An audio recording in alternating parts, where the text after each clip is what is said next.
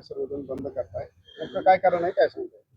या बंदचं प्रमुख कारण आहे की गव्हर्नमेंट मान्यते दिलेल्या कंपन्याकडून आणि गव्हर्नमेंटने ज्या व्हरायटीला रजिस्ट्रेशन केलं सेंट्रल बिल्डिंग मध्ये म्हणा किंवा विद्यापीठामध्ये, त्याच व्हरायटी आम्ही बिलामध्ये घेतो, आमच्या डिस्ट्रीब्युटरकडून घेतो, ऑथोराइज डिस्ट्रीब्युटरकडून घेतो, आम्ही रिटेलर ह्या नात्याने विकतो, आम्ही शेतकऱ्याला खाली पॅकमध्ये विकतो, पाक्यामध्ये विकतो. याचं सॅम्पल फेल गेलं, याच्यामध्ये आम्हाला जिम्मेदार धरलं जातं, आमच्यावर कारवाई होतात. आमच्या महाराष्ट्रामध्ये हजारो व्यापाऱ्यावर नागणिक कारवाई केल्यात. गव्हर्नमेंटने त्या सुद्धा मागे घेतल्या पाहिजे, कारण त्याच्यामध्ये त्या व्यापाऱ्याची कुठलीही कसलीही त्यांची चूक नाहीये.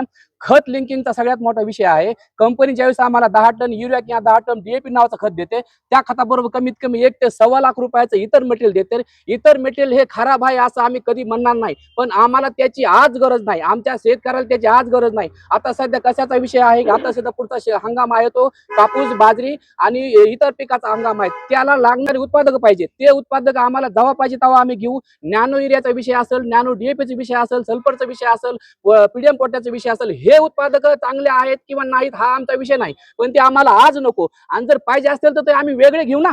आम्ही त्याची शेतकरी जशी डिमांड असेल तशी आम्ही मागू. तुम्ही खताबरोबर का देताय, तुम्ही युरिया बरोबर का देताय, हा आमचा सगळ्यात मोठा सवाल आहे. या संपामध्ये महाराष्ट्रातील 85,000 स्वतः होऊन याच्यामध्ये सामील झालेले दुकानदार आहेत. बीड जिल्ह्यामध्ये 5,000 दुकानदार सामील झाल्यात. असे महाराष्ट्रामधून सगळीकडून स्वतः होऊन याच्यामध्ये संपामध्ये सामील झाले आहेत. आणि हा जो कडकडीत बंद आहे, हा तळतळीने केलेला बंद आहे. हा काय कुठल्या एखाद्या राजकीय नेत्याने किंवा कुणी संप केलेला नाही, हा व्यापाऱ्याचा संप आहे. आणि व्यापाऱ्याला कोणी कमी समजू नये. व्यापारी ताकद खूप मोठी ताकद आहे. कृषी व्यापाऱ्याला गव्हर्नमेंटनी, कृषी मंत्र्यांनी कमी समजू नये. आज आमची जी तळतळ आहे, आमच्या लेकराबाळाचा प्रश्न आहे. आज आम्हाला जर खात्यामध्ये लिंकिंगमुळे जर आमचं जर नुकसान होत असेल, आमच्या शेतकऱ्यात नुकसान, आम्ही बी कुठेतरी शेतकऱ्याची मुलं आहोत, आमच्याकडे बी जमिनी आहेत. आमची जमीन जर नापीक झाली, आमच्या जमीन जर तुमच्या त्या उत्पादक म्हणून नापीक झाली, त्याला जर उत्पन्न मिळणार नाही, एकंदरीत सर्व जर आपण विचार केला तर ह्याच्यामध्ये आपल्या भारताचं, आपल्या देशाचं सुद्धा नुकसान आहे. तुम्ही असे उत्पादक बंद करा आणि आम्हाला जे खत लागतंय तेच खत द्या आणि आमच्या शेतकऱ्याला तेच खत उपलब्ध करून द्या. हाच आमची मागणी आहे.